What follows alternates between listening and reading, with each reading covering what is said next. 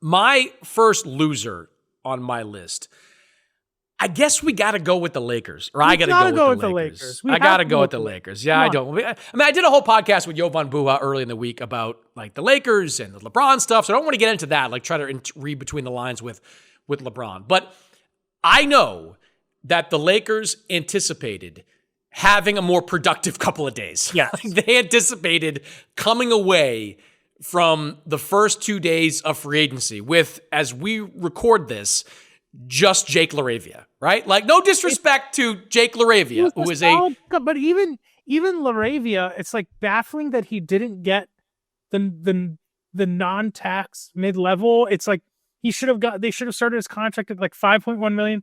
It's Chris, are you familiar with the show Silicon Valley? I am familiar with it. I don't. Was that TJ? What's his name? Was he in? Yes, TJ Miller. I believe. Miller, yeah. Miller and Gianni. Some of us may remember him more than you, but there was a character on the show. His name's escaping me right now, but the bit was like every season he wouldn't do anything, but would get promoted to like an insanely higher position, and sometimes. That's like how it feels like Rob Pelinka's tenure is going with the Lakers.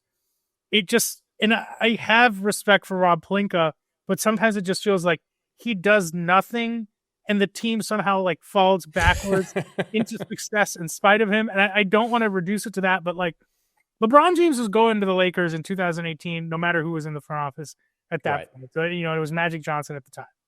Anthony Davis, Rich Paul famously said in the pages of Sports Illustrated, the Lakers are like Jennifer Lopez, okay? Why wouldn't you want to go there? So, how much did Rob have to do with that? I don't know. I know he had a lot to do with the Russell Westbrook trade. I know he had a lot to do with kind of breaking up the 2020 and 2021 teams that were quite good. I know he had a lot to do with letting go of Frank Vogel, who I think you and I both hold in a really high regard as a great coach. How much did he have to do with this Luka Doncic trade? I mean, kudos to him, I guess, for keeping it quiet as long as he did. But that was a Nico Harrison special approach. Well, no, I think you got to give Rob credit for the Luka trade because he was able to convince Nico Harrison that A, this needed to be kept a secret. Yes. And B, because he didn't have any guarantees that Luka was going to re-sign with the Los Angeles Lakers, that he could only give up one first-round pick. So I think we've got to give him credit for that. Some credit there, but at times, it feels like the Lakers are succeeding in spite of what their front office is doing. And, I think it was Anthony Irwin who hosts the Lakers podcast. I don't know if I can call this a pure report or what he would term it, but, he floated out some rumors that maybe the team was trying to tank Dorian Finney-Smith's value, and it got back to him. I've heard that. I mean, I've heard that from a couple of people. Yeah. I don't know how, I don't know how they do that. The Rockets jumped on Dorian Finney-Smith the first moment they could. The Rockets, once they did that Kevin Durant deal, they were looking right at Dorian Finney-Smith. Dorian Finney-Smith loved living in Texas when he played for the Dallas Mavericks. I think his family, I don't want to go too far, but I think his family's still there or stayed down there. So going to Houston was always going to be appealing to Dorian Finney-Smith. Again, I think the Rockets, what I've heard is that they got creative a little bit with that contract. It might not be fully guaranteed on the $53 million that he got, but I mean, there was never, I never got any whiff from talking to other executives that got to watch out for Dorian Finney-Smith, some red flags on this. So if the Lakers did try to do that, it didn't work. Right. It didn't work with Dorian Finney-Smith. Whatever the case may be, that is the exact kind of player you want with Luka Doncic and LeBron James. He played with Luka Doncic. Yeah. He had a tremendous success with Luka Doncic. I think he's the longest, the guy that played the most games with Luka Doncic. And just letting him walk out the door, it makes no sense. And now, the center market is drying up. Brook Lopez is gone. Miles Turner is gone. Clint Capella, who would have been an option for them, is gone. Are they putting their eggs in the DeAndre Ayton basket? Oh, let me talk about this because losing Brook Lopez to the Clippers is unbelievable. How do you prioritize Jake LaRavia over Brook Lopez? I'm not disrespecting Jake LaRavia, who I think has the potential to turn into a Dorian Finney-Smith type player. They're kind of similar, 6'8" wings who could shoot the three, defend a few positions. But Jake LaRavia is vastly less proven than what Dorian Finney-Smith is. How is he top of your free agency to-do list? Like, instead of one of the top centers that are out there, like a Brook Lopez, like a Clint Capella, who would make some sense playing opposite Luka Doncic. Like, how is Jake LaRavia at the top of that list? And now, presumably, because this is what's getting reported out there by a lot of people, that like DeAndre Ayton is the focus of the Lakers. Of all the centers that are out there, I can't think of a worse fit than DeAndre Ayton. Because DeAndre Ayton is a low post center, right? Like, puts up great numbers, but like is a guy that wants the ball in the post, catches lobs. Well, you wouldn't call him necessarily a lob threat, is not a good defensive player and is not shown to be in recent years. Phoenix ran away from him. Portland just outright dumped him with, $35 million left on his deal in 1 year.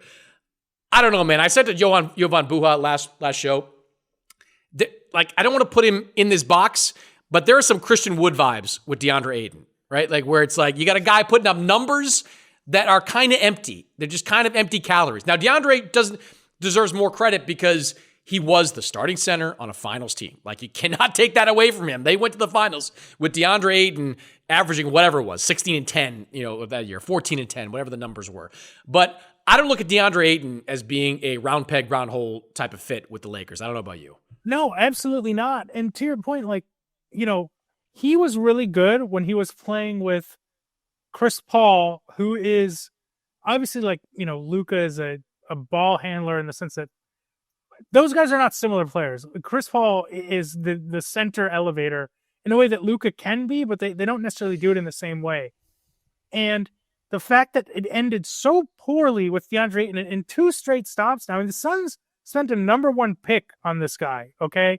Or they picked him over Luka Doncic. So that they were incredibly invested in his career. I mean, it ended very poorly in Phoenix. Of course, I remember there was rumors he was kind of not sitting out, but maybe slow playing his injury. I think Monty Williams was fed up with him. I think the players were fed up with him. Have you heard a good word from Phoenix about DeAndre Ayton since he left?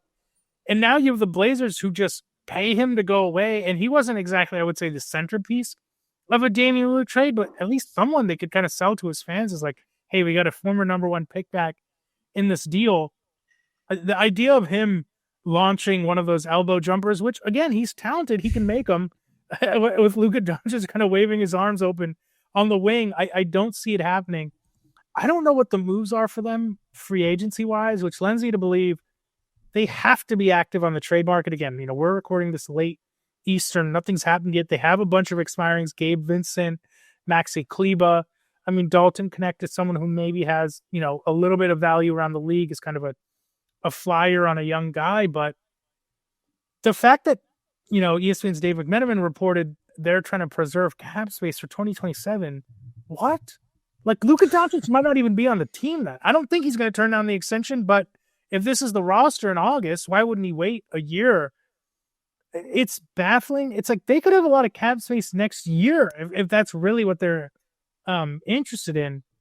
I don't get it at all. And they have huge holes. They don't have a center right now. They don't really have a wing defender who's gonna guard the Kevin Durant of the Western Conference. Who's guarding Shai Gilgeous-Alexander on this team? Austin Reeves, Jared Vanderbilt. Well, Jared Vanderbilt's currently their starting center. So the reason I feel ridiculous about it, Chris, is I say all this, and 1 hour from now, we're going to find out they traded Rui Hachimura for Giannis, because that's just how it seems to work for Rob Pelinka the last 2 years. So, but they are, it makes no sense to me what their plan is right now. Well, Austin Reeves is the biggest trade chip that they have, because Austin Reeves continues to improve. I think if healthy can compete for an all-star spot next year, but does have some redundancy with Luka Doncic. If you have Luka Doncic, you don't necessarily need Austin Reeves and all that he can do. You mentioned the expiring contracts. They've still got some draft capital they can play with. The guy that I've been looking at, and I keep texting the few people that I text and refresh Twitter when it's possible to see what's going on. Nick Claxton in Brooklyn. Nick Claxton's got 3 years left in his contract. I don't know what the Nets are doing besides drafting everybody. They use 5 first-round draft picks. I don't know if any of those guys can play. We'll find out, I guess. Like, do the Nets really need Nick Claxton at a $25 million per year salary for the next 3 years? Like, do they really need him on that team? And if they don't, can they extract some expiring deals and draft capital from the Lakers? Like, Nick Claxton, I think, makes some sense in Los Angeles. Like, he's a very good defensive player. He can be kind of a rim runner, not great size necessarily, kind of not the size of Derek Lively or Daniel Gafford or some of the guys Lucas play with, but he's a pretty good player. Like, he's a good player. So, like, that's kind of that's the name that I'm watching the closest over the next couple of days to see if the Lakers can cobble that together. Because I don't think the answer is coming on the free agent market. Like, if they sign DeAndre Ayton, okay. I mean, we all kind of know how that's going to end. It's going to end probably with LeBron and Luka frustrated about the spots that DeAndre Ayton's in, some of the shots that he takes. The idea of LeBron dealing with DeAndre Ayton, I cannot imagine it. I mean, his statistics are remarkable, right? Like, going back to his rookie year, he's averaged double-digit rebounds every year of his professional career. Yeah. And he's never averaged fewer than 14 points per game, which he did in his third year and last season with Portland. So he's a productive guy. Field goal percentage, well above 50% each year, above 60 in 2 of those years. So the numbers say he's a good player. I just don't think he's a good fit with the Lakers. I think Claxton is someone they should aggressively go after. Maybe you can get him. Maybe if you deal Dalton Connect and, Gabe Vincent's expiring contract and some draft capital there, like, you can make something like that happen. But that's the name I'd be watching close, because the free agent market is now, it's dried up. I think Al Horford's going to wind up in Golden State. That's my prediction. I think the Warriors, once they let Kevin Looney go, they needed somebody, and Al Horford makes a ton of sense. Like, Al, 3-point shooting big, veteran, won a championship. Still got something left in the tank based on what we've seen in the last couple of years. But there's nobody left for the Lakers to go and sign. They prioritized Jake LaRavia, and here's where we are because of that. Next on my list of losers, I got to go with Indiana.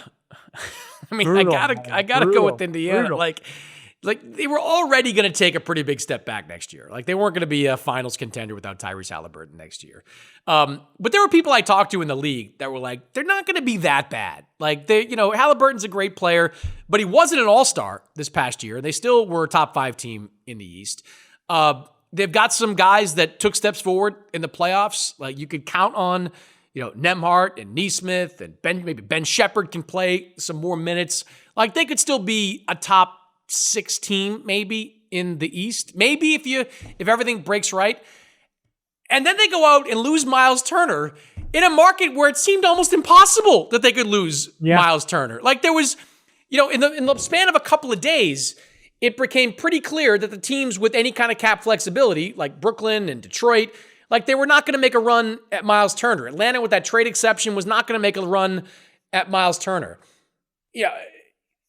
Suddenly, like, the Pacers, I'm mixing metaphors here, but snatched defeat from the jaws of victory. And you got Miles Turner signing outright with Milwaukee and the Pacers getting nothing back in return. And all because, according to some of the reporting that's out there, is they didn't want to spend any money. Like, they didn't want to be a tax-paying team or deep into the tax or over one of the aprons. I don't know. They didn't want to pay money. And that's been a problem with Indiana for years now. They've been, like Denver, they've been one of those teams that's not looking to pay the luxury tax. So maybe Herb Simon decided, like, with Tyrese Halliburton gone, we're not going to, go crazy with the spending. I can understand that to some degree, but Halliburton's a young guy.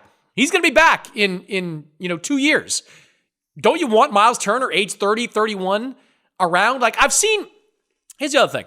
I've seen a lot of Miles Turner slander the last 24 hours. Like, a lot of, we had a little bit of at the top of the show, like, that, he was inconsistent in the end of the playoffs, and, he's clearly still a very, very good player. He's still a good player. He still shot 40% from 3 this year. He's still like a guy that can rack up double-doubles. It's funny. Somebody might have tweeted this, or somebody has said it. I don't know where I remembered from as well. I've consumed a lot of content in the last 24 hours. But the Pacers have spent, like, the better part of the last 6 years trying to trade Miles Turner.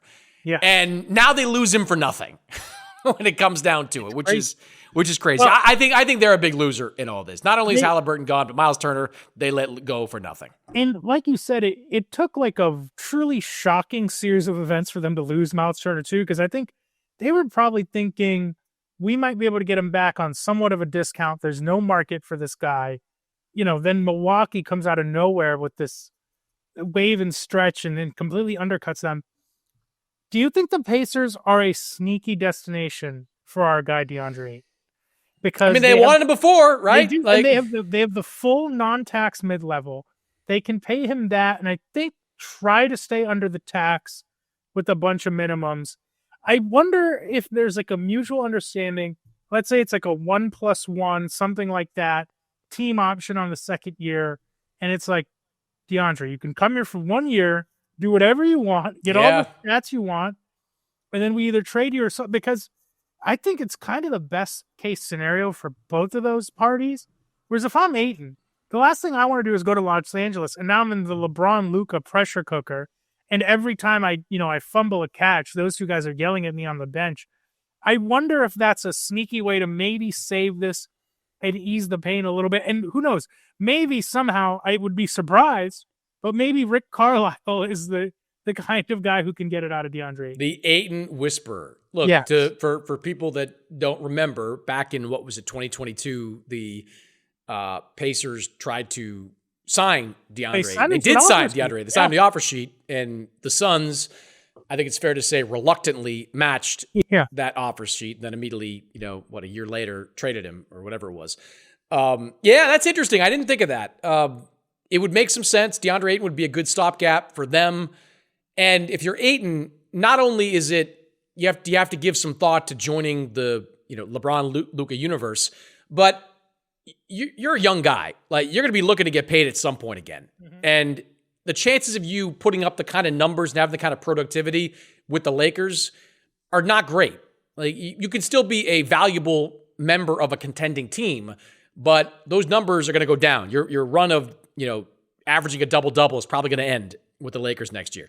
With the Pacers, you'll dump it into him in the low post and, run an offense through him with Halliburton out, have 4 shooters around him. Yeah, I can see that. That's a good one. I like that potential fit if Indiana wants to spend a little bit more money than the Lakers have. And Ayton, something tells me Ayton is going to be looking out for Ayton, as he should in this situation. Yeah. You mentioned them, and I want to throw out I wouldn't go so far as to say loser, but loser watch, I'd say, is the Golden State Warriors. Now, you mentioned that I think Horford would be a really good signing for them, so that's why I'm kind of reserving, my full judgment here, and I think that would be a good pickup.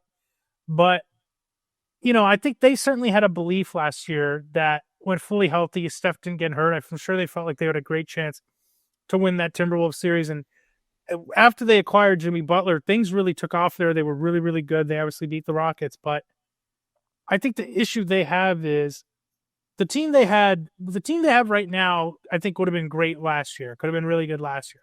The way the Rockets have upgraded, the way the Nuggets have upgraded, I do think the Warriors are falling behind the arms race a little bit. Now, look, they don't have great flexibility, but, they're another team that looked like, are we in on a center? I think Horford would be a good pickup for them. My fear is, I think there were moments in the postseason this year where it was the first time I felt like Al Horford showed his age. And I say that with full credit to Al Horford, who I think has been, one of the most underrated pickups and players of this decade, of the 2020s. He's been so good. I think there were moments in the playoffs, in that Knicks series, where you maybe started to see some aging from Al Horford. And it's, how much can you count on him at this point? I think they still need some help. And I only say that because I think Steph is still that guy. I think I still believe in his capabilities. I think they have a great duo in Steph and Jimmy, and we saw how well they played together in such limited time. But I'm worried they're falling behind a little bit. I thought, to Al Horford, I thought he was overextended in the second half of last season and in the playoffs. I think the injuries that the Celtics had, specifically to Porzingis, forced them to play out maybe more than he should have, and that cost them. Like, at some point, the legs are going to go if you're that age. I still think in the right situation and the right role, he can be incredibly productive. And I think going to a team like Golden State that knows exactly how to manage older players would be perfect for him. He would only have to play 20-ish minutes per game, sit out the back-to-backs, not play the 3 games in 4 nights. Golden State will not go into next season concerned at all about like hunting down Houston or Oklahoma City or whoever for a top 2 seed in the conference. I think that would be an ideal fit. And of course, like you have to look at the numbers. And by the way, just like Horford replacing Looney would be a big upgrade because Looney didn't do anything for that team in the second half. Yeah. Like he was not, his minutes in production went down the second half of the season. He was basically a non-factor in the playoffs. Like, so you're getting something that's better than what you had. At least it looks like on paper. And look, the numbers with Steph and Jimmy were outstanding. They were outstanding. Like they probably win that second round series if Steph Curry is healthy. I think. I don't think the Timberwolves were particularly strong. I think that played out in the conference finals. So I think you've got to have some confidence that there's still one more good year of Jimmy Butler. There's definitely more than one good year of Steph Curry. And you still got the Kuminga stuff to figure out. Like that's the next shoe to drop. What is your current expectation with Kuminga? Because it's almost gotta be a sign and trade now. Unless, is there any chance you give him on coming back to the Warriors? I think there's a chance, but I would put sign and trade as the most likely outcome for him. I don't know where yet. I think he works for a lot of teams. He works for young teams trying to rebuild. That's why the Nets were often mentioned as a team that could potentially go for him. And he does work for the right contender. You know, when he doesn't work in Golden State when Butler is out there and Steph is out there and Draymond is out there. But when Steph was out, you had Kuminga stepping in and playing pretty well at times for that team. So it just seems, I would call it unlikely. Unlikely is probably too strong. I just can't see him back in Golden State, given everything that kind of happened last year, where there was obviously some friction going on within that team. Coming out and just saying, I kind of dumping on Steve Kerr was a little shocking to me. Yeah, kind of. There was just a lot of that. Like, there's a lot of stuff that's like, does it really make sense to bring him back? I just don't know right now where the sign and trade is. I'm sure there's one out there that makes sense. People to Chicago, like, is Vucevic a needle mover for them? You know, Vooch, Horford, front court, especially when no, that doesn't stop anybody. There's no, that's defensively. I mean, I guess if you're getting him just for, that's kind of like one of them starts, one of them is a backup. Neither has to play in the fourth quarter if you have Draymond. It's interesting, like, but to your point, like, who wants to take a chance on him? Teams are trying to, like, maybe Toronto, you heard they might be looking to move like a Quickly or RJ Barrett. Do they maybe, roll the dice on someone like Kuminga? As we saw today, there's reasons I think to be a little bit more patient than we wanted. You expect all these deals to come out right at the start here, but it does feel like teams are maybe getting a little bit more set, and I'm curious how Golden State adjusts this, because to me, they got to be behaving like Denver. Like we were closer than maybe we expected to be. Let's figure out a way to tweak on the margin. And I think they will. That's why I think that Kuminga sign and trade is the most likely outcome. And that's why I'd give the Warriors an incomplete as we record this on Tuesday evening. I think there's more to come with them when it comes to like a Horford signing and a Kuminga sign and trade, and maybe something else that they can nibble around the fringes. Like they made it, like when they did the Butler deal, they made it pretty clear that they were still going to go all in on this core. And I don't think that's going to stop this offseason. I don't know about other losers. Like Boston to me is an obvious loser. I've been trying to tell people for weeks now that like, I kept hearing this stuff like, Brad Stevens and Joe Mazzulla are not going to be, they're not going to be happy just, tanking for next year. And like, okay, but yeah, they are. Like, there's no other choice with this team. Like, this is kind of what they are. This is who they are, Rohan. Like this, like there was no stopping what's going to happen to this team next year. And I think they're doing the right thing by not tying themselves to, a $40 million contract for Luke Cornett or any kind of multi-year deal on Al Horford or any of the guys that they've got. I understand right now their starting center, is like Neemias Queta, which maybe Xavier Tillman, maybe Xavier Tillman, and like George Niang, I guess, is your starting power forward at the moment. Like, but the thing to remember about the Celtics is that they control their own draft pick next year. So if they can get a lottery pick that is something that is both valuable to potentially use as cheap capital, as a cheap player, or to trade, to go get another guy that can play opposite Jaylen Brown and Jason Tatum. What I'm happy about is that they didn't trade Jaylen Brown. Like, I know there were a lot of people wondering if they were going to do that. I had heard nothing remotely close to anything that resembles a Jaylen Brown trade. I know teams are interested. I don't think the Celtics were all interested in that particular deal. So you've got Tatum coming back in 2027, or 26-27. You've got Jaylen Brown still under contract for multiple years. Still got Derek White, who knows? Something could happen with him down the line. I think the Celtics are doing exactly what they should do given the circumstances. What do you think? Look, it pains me to say this because I've been fighting back on the propaganda of you and your Boston cohorts for years now, but I think the Celtics have had an incredibly smart offseason in like a series of incredibly smart off seasons. Ever since Brad Stevens has gone to the front office, he has basically pushed the right button every time. I mean, the Derek White trade is one of the best NBA trades of the century. In a time where people are like, is this guy really worth, maybe the second first that we're throwing in there? Home run move. They bought low on Porzingis and, traded him at the right time. They bought low, frankly, on Drew Holiday and traded him at the right time. Like, I think they've made a lot of smart moves. They're going to have a ton of flexibility next summer with some of these deals coming off and getting Simons an expiring deal. Like, they have so many options with Anthony Simons alone. You can trade him this year. Oh, God. Anthony Simons. How many threes is Anthony Simons going to toss up? He's going to be living his best life. So I think they've had an incredibly smart offseason. And, they're in a position with, they have good ownership, even though it's changing. They have a good front office. Everyone there is very secure in what they're doing. And the fan base, I think, frankly, is educated enough to recognize we're not going to have Tatum for a year. It doesn't make sense to kind of go in. I will say, I wonder, because we'd heard for weeks. I mean, I think it was a kind of an open secret around the league that this team wasn't eager to dive deep into the second apron another year in a row this summer, regardless of what happened. This was even before the Tatum injury. One thing that's a little surprising to me, Chris, is let's say they had brought back a lot of the band, but they've been one of the favorites in the East with the Pacers kind of out. It's tricky. I mean, I think Jaylen Brown's a really good player.